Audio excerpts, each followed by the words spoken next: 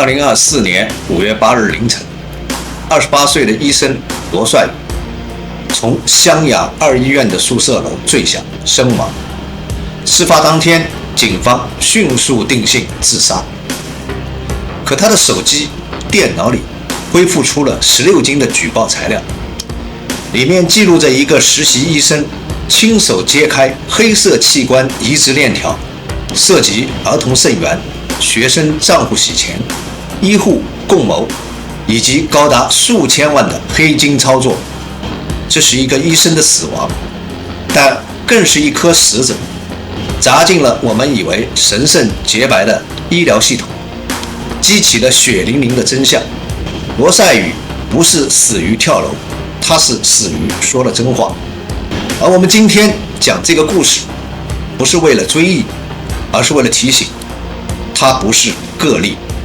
罗帅宇，中南大学湘雅2医院肾移植科研究生，本应走上一条医生的职业轨道，可在轮岗期间，他亲眼目睹科室主任刘祥峰涉及医疗腐败，随后又在肾移植科发现护士长方某华以他的微信账户转账，金额高达40万元，还牵涉出了通过多名研究生账户洗钱、器官移植牟利的灰色链条。更骇人的是，他收集到的录音中提到肾源获取方式涉及未成年人，甚至是活体。他开始整理证据，录音、截图、聊天记录、财务表格，16斤的材料全是体制的黑洞。这是他孤身一人对抗系统的前夜。2024年5月8日凌晨，罗帅宇从宿舍楼坠落，现场疑点重重，宿舍内有打斗的痕迹，床上有碎裂的眼镜片。他是从一个隔离孔坠亡的，坠楼点距宿舍楼外墙近7米，常人根本跳不到那里。包里又多出了2.5万的现金。死前手机发出奇怪的短信：罗帅宇出事了，回原科室上班。发给了2个陌生的同事，语句混乱，不像是自省。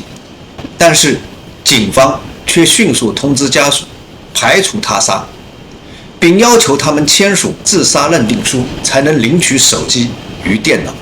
同时，湘雅2医院的领导一反常态地来慰问家属，并提出赔偿20万。我是罗妈妈，我儿子出事的第5天，医院的领导以慰问的名义来看望家属，目的是想用20万元来解决事情。家属不同意，我侄女用手机拍下了整个过程，医院的领导发现了，抓掉了他的手机，并打了家属。面对罗爸爸明确的拒绝后，医院又将赔偿提高到85万，前提是家属必须签订一份保密协议，内容就是对这件事进行保密，承认罗帅宇自杀的事实，并且不能在网络上发布任何有关这件事的视频或言论。这让罗爸爸、罗妈妈对儿子的死和医院的关系产生了深深的疑问。设备拿回后，数据已被清空，家属自行找专业的公司恢复数据，最终找回16斤举报材料，内容直指湘雅2院器官移植的黑幕，甚至包括导师的指令、护士长的收款记录、肾源的获取方式等等。他们意识到孩子不是死于亲生，而是被系统沉没。很多人可能不知道，罗帅宇留下的16斤证据材料具体都是什么。他不是空口说白话，他用的是医学训练出的精准的逻辑与临床的纪律，将一个又一个不能说的秘密变成可以呈堂证供的证据。根据家属透露，在电脑和手机的数据恢复中，他们发现了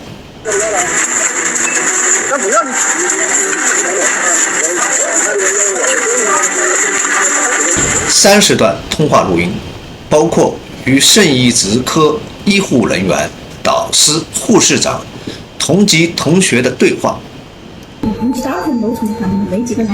刚才把那个银行账户打开了，然后2标一8位数，好像是2700还是2900。我正在看你，我操！大量的转账截图与流水单据显示，医院通过罗帅宇的微信与银行账户向护士长方某转出40万元的操作费。几封未发送的举报信草稿，写明肾移植科内疑似违规获取肾源，有文件提到低龄捐献人于特殊渠道配型。到5岁啊，6到9岁，然后男女各3例。每个组就是6例过，男女各3例过。然后取了那标本呢有要求，有什么又是不能沾水啊，又是不能要取什么静脉血啊，好比较复杂。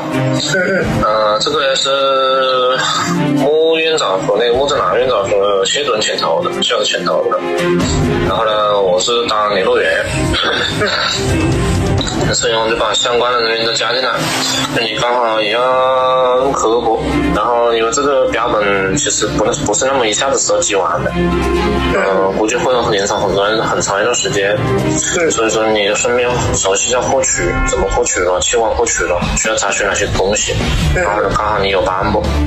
微信的聊天记录显示，导师要求他配合一项无痕迹的任务，一是操控财务转账，并在其中提到临床配型靠他搞定。在一次录音中，有一位不具名的医生说道：“这件事你别碰太深，多少人想出国开刀，不就靠这个？别当英雄。”这不是戏剧台词，而是真实记录下的劝退。更遗憾的是，材料中提到多个研究生被借用账户协助转账，数额在几十万到几百万不等。收款人包括护士、研究员，甚至外科系统外协人员。罗帅宇在材料的最后一份笔记中写下：“我不怕，我只怕死了没人知道。”他知道自己在干什么，他不是误入陷阱，而是看清黑洞后选择留下坐标。而这些材料被医院否认，被警方忽略，被平台消音，直到今天公众都只能依靠家属自力救济，网上流传的只言片语去拼凑一个真相。接下来我们说一说脑死亡，一个听起来像是医学术语的词，实际上早已被资本和制度赋予了更沉重的含义。Certainly from all children, but especially the people who are 16 to 30. See, and you cannot get any organs from a cadaver. Every organ that's transplanted is a healthy organ, and you can only get healthy organs from living persons. You cannot get any organs for transplant from a cadaver. Everybody who has their organs taken, they're all dissected alive. That it's a form of slavery. They've made slaves of all of us. It's involuntary servitude, what they've done. 在很多人心中，脑死亡就等于人已经死了，但事实并非如此。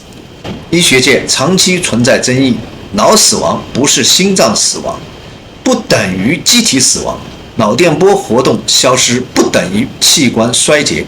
一个人可以脑死亡，但仍然心跳、血液循环、内脏功能正常，也就是说他的身体还活着，只是无法与外界进行沟通。这不是一段生命的结束，而是一段沉默的等待。在罗帅宇举报材料中，他曾提到渗入来源异常，并发现某些患者信息缺失，匹配时间极短，甚至有涉及未成年人。这意味着什么？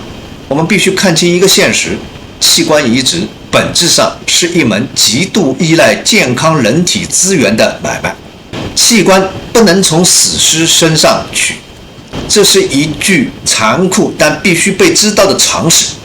真正死亡的尸体是不能够提供用于移植的器官的，因为死亡后器官缺氧迅速坏死，无法使用。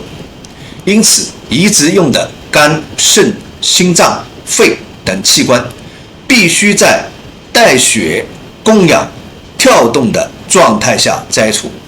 所以，所谓的器官捐献，本质上很多时候都是在一个尚未停止心跳的身体上进行的。这也是脑死亡被医学、伦理、资本共同发明出来的核心原因。换句话说，脑死亡的定义本身就是为了让摘器官这件事在法律上成立，在伦理上合法，在制度上可行。它不是生命的尽头，只是摘取的开始。世界上没有一部统一的医学标准来判定脑死亡。在中国，人体器官移植条例虽然早在2007年就出台了，但脑死亡的操作细则、流程的标准、监测的手段始终不明确，留给各地医院极大的操作空间。这就导致现实中大量的案例变得异常的模糊。有人进医院仅数小时就被宣布脑死亡，家属毫无心理准备。医生对家属说：“你签字，他能救更多的人。”没有检测的流程，没有提供诊断报告。有人拒绝捐献，医生仍拔管停止供养，最终直接判死。器官不是爱心专递，而是资源，是交易。这背后是移植科的业务指标，是院长的绩效考核，是医生的回扣，是掮客的灰金，是一个完整的黑色市场。而罗帅宇正撞在这条产业链的起点。也许有人说这是孤立，是个体的悲剧。我们来看几个令人战栗的案例。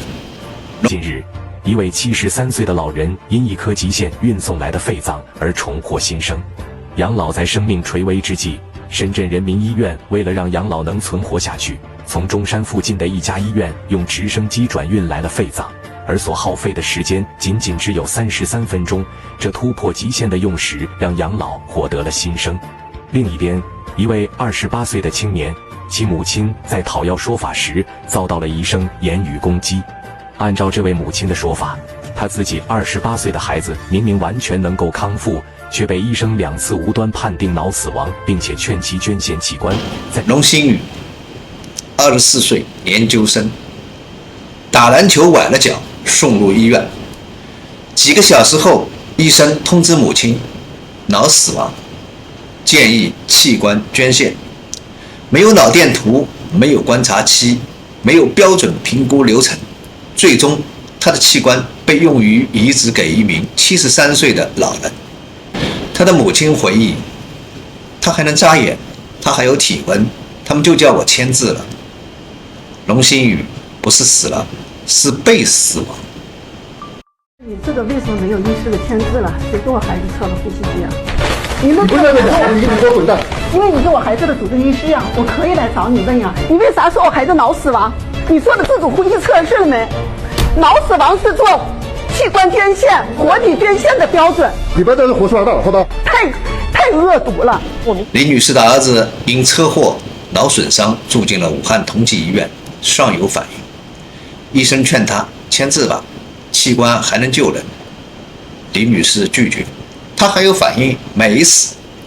医生冷冷地说：“你是医生还是我是医生？”她没签，但儿子的呼吸机还是被测了。之后她再联系医生，没人再回应器官是否被捐。这不是医疗，这是器官掠夺。吃着百姓的米，穿着百姓的棉。友友们，你们好，这是小刘的爸爸，我是小刘的舅舅，有电话打过来说要找我们不知道是什么人来找我们，有可能我们就是会失踪或者是怎么样子。刘明华是湘西贫困家庭的孩子，在南京某酒店身亡，家属事后才被通知，死亡现场无法查看，遗体已被处理，官方理由含糊其辞，调查没有实质进展。这个贫寒孩子的死，就像一张被丢进碎纸机的身份证，在权力面前，没有人能问一句他为什么死。这样的事情每天都在各个地方重复地上演着。一个人死了，可能留下纪念，但如果连名字都不能说，那他就真的是从这个世界被删除了。2004年5月中旬，罗帅宇事件被家属发到了网络上，一开始引起了大量的关注，微博话题一度突破2.8亿的阅读量，许多网友表示震惊，开始搜索、转发、发视频、打标签。但仅仅1天之后，所有带罗帅宇的视频被下架，微博、抖音、知乎等平台的相关词条无法搜索，微信朋友圈大量封链，家属发出的求助视频被限流，同时网友们的评论也遭到了屏蔽。这是怎样的危机公关？一个没有被媒体报道、没有正式定罪，甚至还没公布尸检的案子，居然在一夜之间被互联网驱逐。谁有这样的权限？谁在操作？谁在害怕大家知道？我们看惯了热搜被买，我们知道平台可以限流，但我们很少意识到平台不仅可以推荐娱乐八卦，也可以封住人命的真相。更讽刺的是，你可以刷到一晚上狗血剧的花边情节，却不能看到一位医生到底为什么死。这不是信息偏好，这是信息的阉割。不是我不想知道，而是你不配知道。而这一切是因为罗帅宇留下的不只是材料，而是系统性的犯罪证据。而当你敢说出系统的问题，系统就会把你从现实与虚拟里同时注销。平台封口之后，唯一在呐喊的是罗帅宇的父母，他们没有资源，没有律师团，没有舆论公关，只有一把老迈的双腿，一颗破碎的心和几袋沉甸甸的证据资料。他们找媒体，没有人敢报；他们找纪委，不是你们能管的；他们找公安，你们签过了自杀认定书；他们求助网友，转发被限流，视频被和谐，私信被屏蔽，但他们依然没有退。罗妈妈在母亲节前一晚梦见了儿子，他站在门口，低着头，不肯进屋。他哭着说：“我知道，他不甘心。”大家好，我是罗妈妈，我想我儿子了，我做不到不想他。罗妈妈老了10岁，头发掉了半截。罗爸爸说：“吃饭不是为了活着，是为了有力气打这场持久战。”最多也就是说平均给你算30W 嘛，30W 你儿子工作现在28岁出来，工作到50岁、60岁，工作50年不80岁，工作50年，30W 一年，1500W。他们跑遍了信访局，发函给巡视组，甚至不顾健康，在烈日下举牌维艰。他们把儿子的录音反复的刻盘，亲手打印出举报材料，分发给愿意听他们说话的人。这不是悲壮，这是孤勇。在一个没有答案的体制面前，他们是以肉身抗强。这不是一个人的悲剧，而是对全社会的警示。你可能觉得和我无关，但如果有一天你或者你的家人面对脑死亡通知，医生递来一张器官捐献协议时，你会怎么做？你真的了解背后的机制吗？你能签下去吗？那时候你就会明白，我们每一个人都可能成为刘明华、龙星宇、李女士的儿子。但更重要的是，我们现在能不能成为罗帅宇？